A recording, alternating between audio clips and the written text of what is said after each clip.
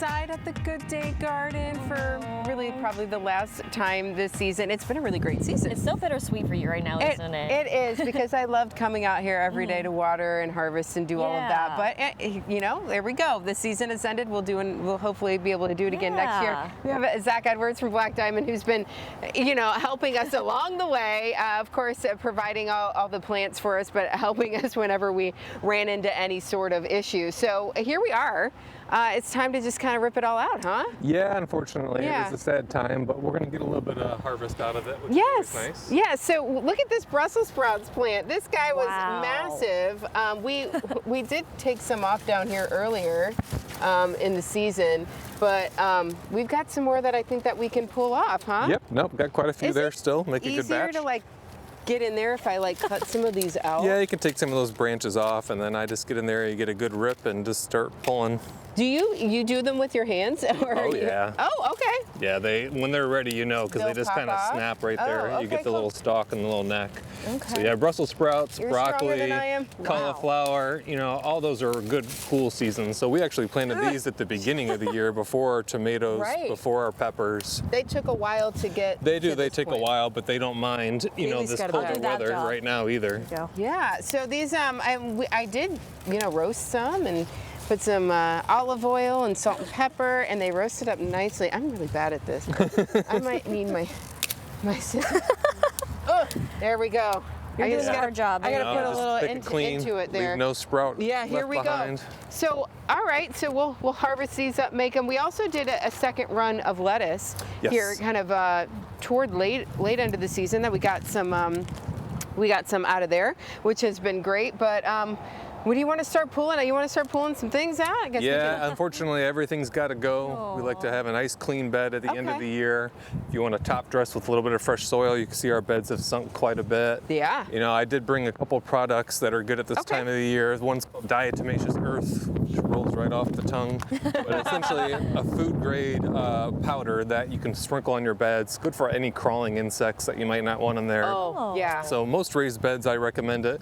An in-ground garden, I might not recommend it, because you don't really want to hurt your earthworms and things like that. But a raised bed, just in case, you know, we have a few holes in our Brussels sprouts. There's a few little caterpillars that cause trouble. So that just helps for next year. And then this is a soil kit that you can actually put your own soil sample in. It's got the packaging and the mail postage all paid for you already when you buy it. Cool. You send it to the lab sends you your results online, and that way you're just well ahead of the game for your soil for next year. For next year, Why is it so important to have such a clean slate at the end of the season? I mean, you want to make sure things like your nutrient levels, your pH, all that stuff that leads towards a good garden, your calcium levels. You know, you can't grow a lot of good tomatoes, cucumbers, peppers, squash without the right calcium levels. If you're too acidic, most things won't grow. Yeah, and we've had some not great seasons for certain things. The cucumber plant, I'm going to come around this side.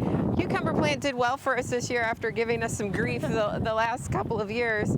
So, but I'm going to pull them out. Aww. Say bye-bye. Whoa, look at those. Look at they really take root, Kaylee. Holy cow. Yeah. Come on. There we go. And you want to get all of that out. Yeah. Wow. Yeah. Okay.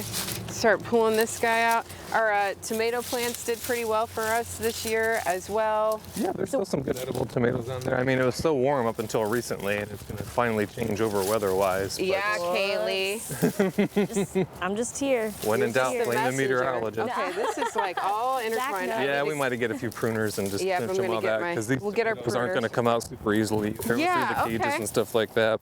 So what are some plants that didn't do as well this year as you guys hoped? Our peppers, I feel like, our bell peppers I've struggled with. I don't know why. Peppers can be a little bit tricky in raised beds that I've found. Well, we might try a couple different things next year and put them in their own little pots. Okay.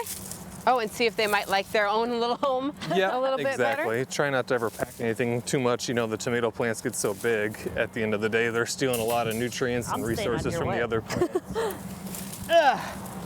Go, Amanda, go. There we go. Wow. Wow. Oh, Zach got a big one too. Oh my gosh. Look at these guys. They did well for us though. Oh yeah. Good year for tomatoes. It was a good year for tomatoes. And we were eating those cherry tomatoes up until yesterday. I picked a few off yesterday and it smells like spring again. There you go. Just for a The second, use the dirt and the tomatoes. We'll keep these for next time. Service well. Oh, wow. So for people who want to get some of these products, what are you all seeing people come in asking about this time of year? So we see definitely a lot of people coming in for some soil, some compost. They just like to, just kind of like a farmer. If you put a little bit of a layer of nutrients over top of your soil in the winter, all that moisture that we haven't been getting in the fall that we're going to get this winter really washes a lot of that into your soil and helps replenish it. Okay. And then you start again, in the spring with a few more nutrients, because all these plants are using the nutrients from your soil, so you have to constantly be, refortifying your soil so that the plants have what they need to grow and produce. Okay. Okay.